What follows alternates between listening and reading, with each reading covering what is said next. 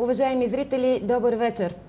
Както знаете, в коментарната ни рубрика много пъти сме говорили за това как живеят хората с така наречените редки заболявания.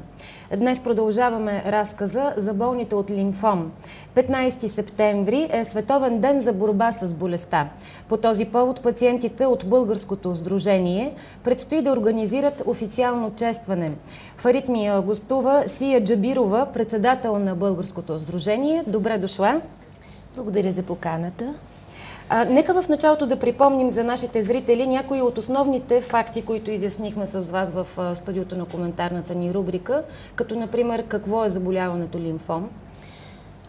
Лимфома представлява онкологично заболяване, което всъщност засяга лимфните клетки на организма, на кръвотворната система.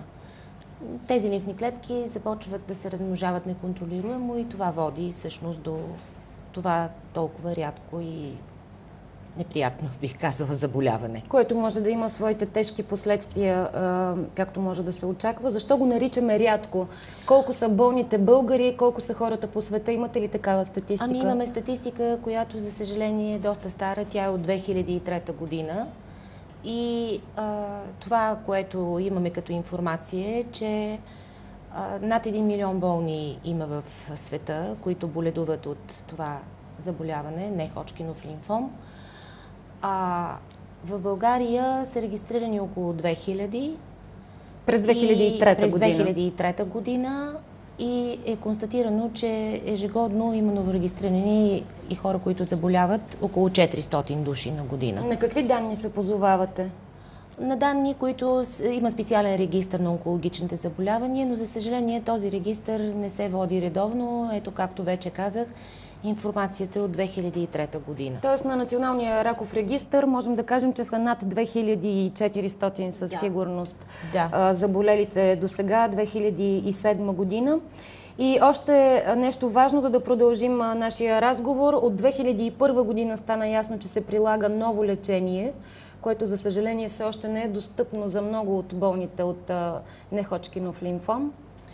Ами, все още в България наистина трудно се стига, пациента трудно стига до това лечение, тъй като пътят е изключително сложен.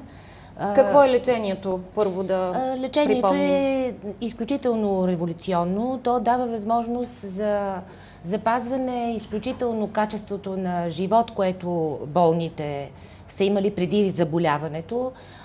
Прави ги точно толкова работоспособни, колкото са били и преди заболяването. Преживемостта е изключително голяма.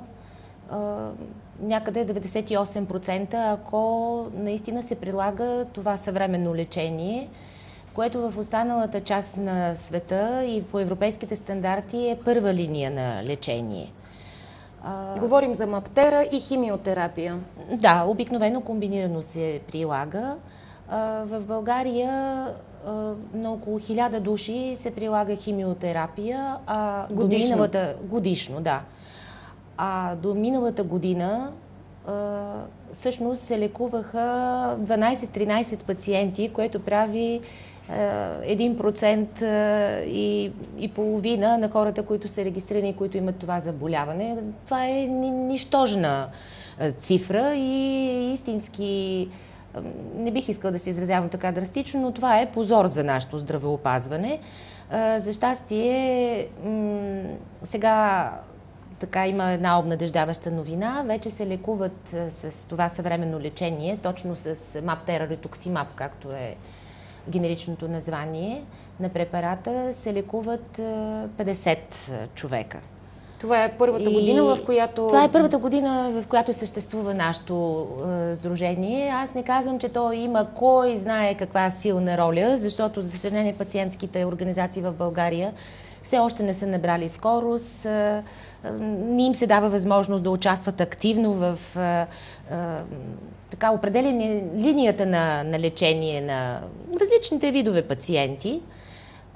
Но така или иначе успяваме по някакъв начин да повлияем, макар и косвено, върху избора на Министерството на здравеопазването за лечението, което ще бъде провеждано. Да кажем, че и ваш успех е увеличаването на достъпа до този модерен начин на лечение от 2006 година. Можем ли да кажем, че и 2007 са предвидени тези 50 болни да бъдат лекувани по този начин? Ами, тепърва ще се определя броя, който разбира се, че ще расте, в това сме абсолютно убедени. Сега, октомври месец, поне такава информация имам, ще се провеждат тези търгове между фирмите от Министерството на здравеопазването се провеждат за лекарствата, които могат да се внасят в България.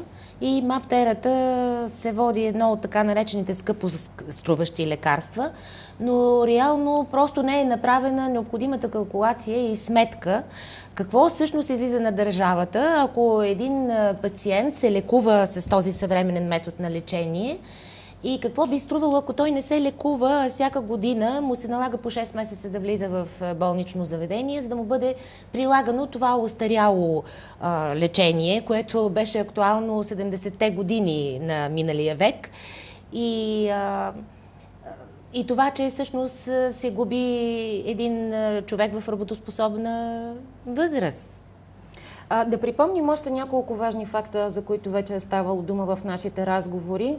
Пълноправното ви членство в Международната коалиция на болните от лимфом отрази ли се по някакъв начин пряко върху работата на организацията ви у нас? Вие все пак сте много млада пациентска организация.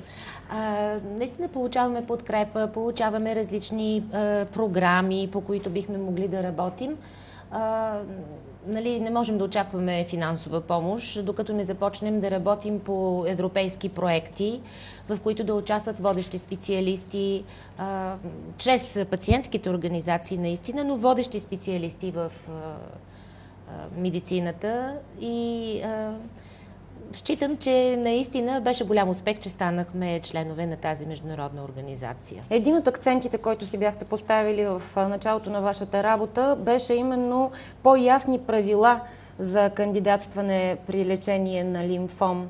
Каква е процедурата сега в нашата страна и каква смятате, че трябва да бъде, какво и липсва, за да осигури по-лесен достъп до това лечение? Тя не е променена. Каквато беше до създаването на пациентската организация, такава си остава и сега. Пътят е много сложен.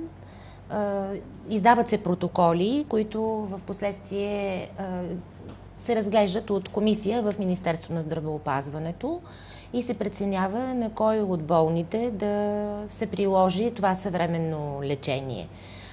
Няма субективен признак в никакъв случай, защото просто тук не става въпрос, те не се познават, пациентите от комисията не познават пациентите лично.